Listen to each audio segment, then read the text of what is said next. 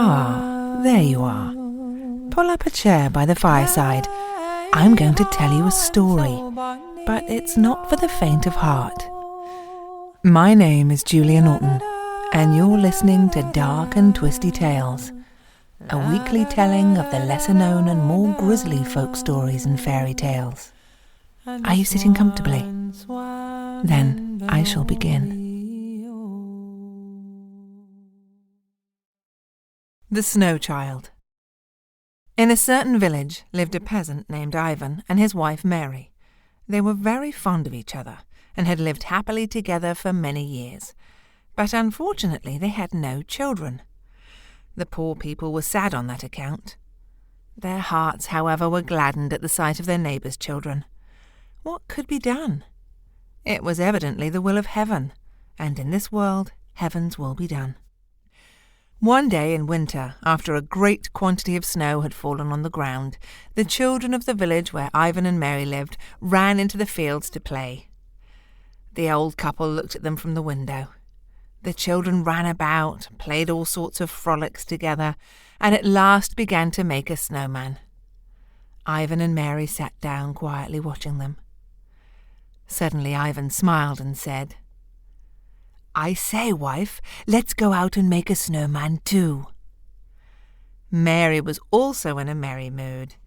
"Yes," she answered, "let's go out and play, though we're old, but why should we make a snowman? Better to make a snow child, since heaven will not grant us a live one." "Very good," said Ivan. He put on his cap and went with his wife out into the garden. They really set about making a baby of snow. They made the body, then arms and legs, then put on the top a ball of snow for a head. "Heaven help you!" cried one who passed by. "Many thanks," replied Ivan. "Heaven's help is always acceptable," added Mary. "What are you doing?" continued the stranger. "What you yourself see," answered Ivan. "We're making a snayagurka," said Mary, laughing. Then they made a little nose and chin, 2 little holes for eyes, and as soon as Ivan had finished, oh, wonderful, a sweet breath came out of its mouth. Ivan lifted up his arms and stared. The little holes were no longer holes. In their place were 2 bright blue eyes, and the tiny lips smiled lovingly upon him. "Mercy on us, what is this?" cried Ivan, devoutly crossing himself. The snow child turned its head towards him. It was really alive. It moved its arms and legs inside the snow, like an infant in swaddling clothes. "Oh, Ivan!" cried Mary, trembling with joy. "Heaven has at last given us a baby!" And she seized the child in her arms.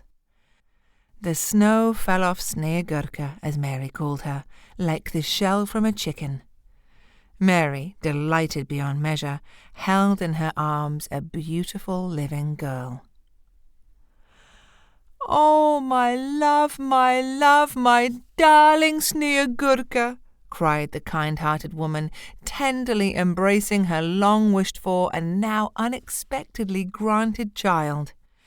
Then she rushed into the hut with her infant in her arms. Ivan was astounded at this wonderful event. As to Mary, she was beside herself with joy. Snegurka grew every hour. Each day she looked more beautiful than before. Ivan and Mary were delighted with her, and their hut, once so quiet and lonely, was now full of life and merriment. The girls of the village visited them constantly, dressed and played with Snegurka as if she were a doll, talked to her, sang songs to her, joined her with them in all their games, and taught her all they knew themselves. Snegurka was very clever and quickly learned everything she was told.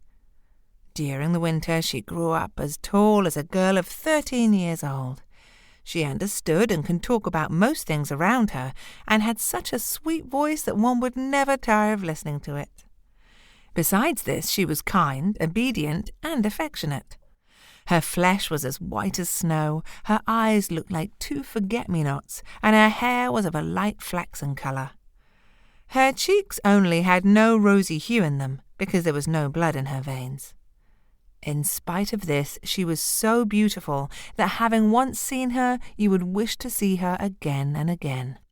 It would have done your heart good to see how she enjoyed herself and how happy she was when at play.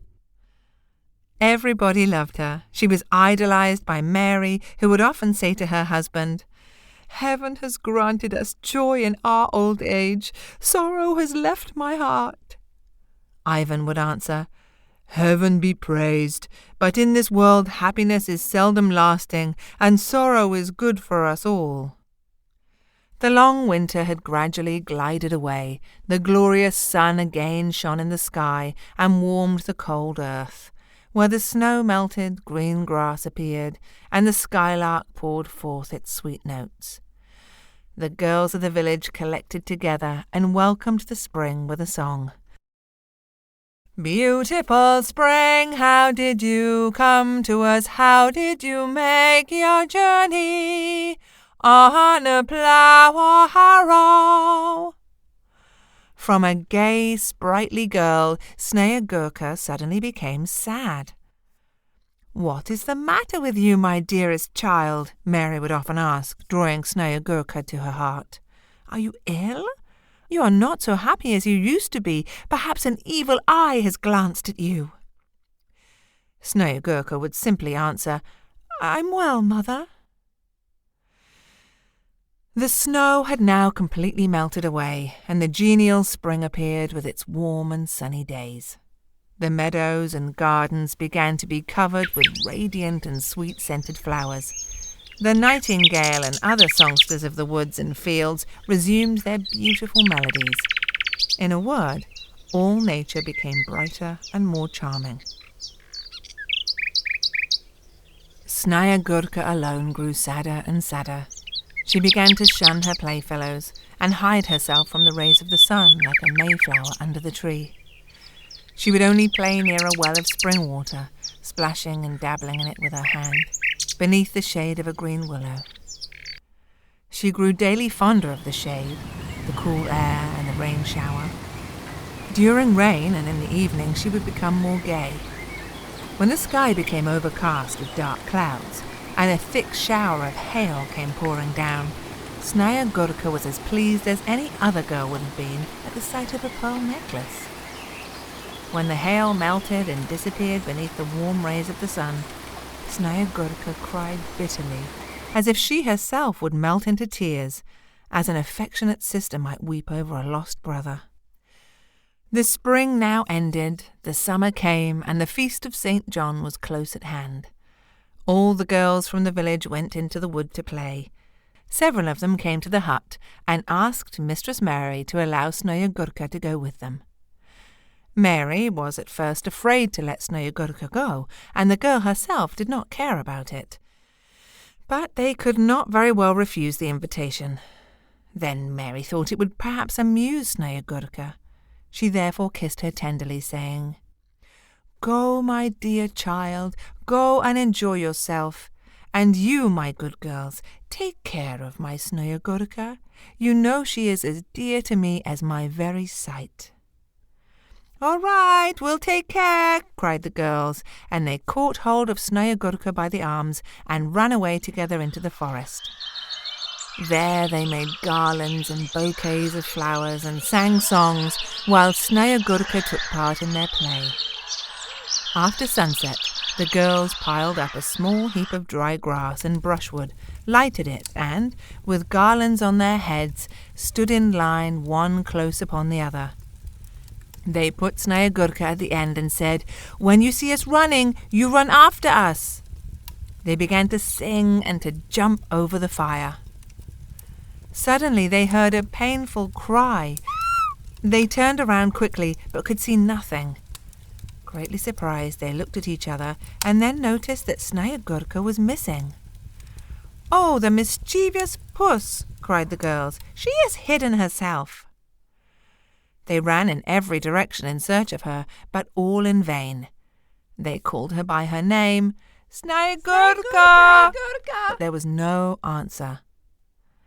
"Perhaps she has gone home," cried some of the girls. They all ran back to the village. Snegurka was not there. They searched for her the whole night. The following and the third day they examined the forest, every tree, every bush, but all to no purpose. Snegurka was gone. Old Ivan and Mary were almost broken-hearted at the loss of their beloved Snegurka. Every day Mary went to the forest to look for her lost child. Poor woman! Like a tender mother full of grief and yearning for her young one, she cried aloud, "Ami, my Snegurka! Ami, my darling dove, where art thou?" She often fancied she could hear her dear Snegurka's painful cry when she disappeared. Alas, alas, Snegurka was nowhere to be found. Where had Snegurka gone? Had some wild beast seized her and dragged her into his lair, or a bird of prey carried her across the dark blue sea to its nest? No, neither bird nor beast had carried the girl away. When Snegurka, following her companions, sprang over the fire, she melted away and changed in an instant into a beautiful white cloud, rose up, and disappeared into the sky forever. Thank you for listening to Dark and Twisty Tales. If you liked what you heard, please subscribe on iTunes, rate, review, and share with all your friends. You can also get more information about me, Julia Norton, at julianorton.com. So, until the next time, bye.